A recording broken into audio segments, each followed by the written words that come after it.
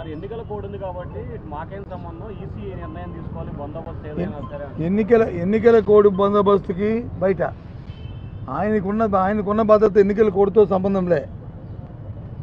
ఏదైతే Z+2 category ఎప్పుడైతే ఉన్నదో ఆయన ఎక్కడికి వెళ్తే అక్కడికి ఆయనతో పాటు వారు వెళ్ళవలసిందే, అక్కడికి వెళ్తారు. అది నిబంధన.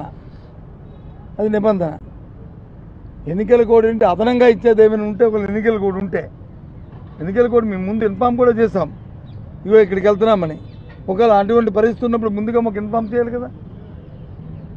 ఎన్నికల కోడ్ ఉందండి, మీరు అక్కడికి వెళ్ళొద్దండి, మీరు వెళ్ళడానికి వీల్లేదండి, రైతులకు వెళ్ళడానికి వీల్లేదండి, రైతులతో ఆవేదన అర్థం చేసుకోక్కర్లేదండి, ఈ కార్యక్రమం చెప్పచ్చు కదా.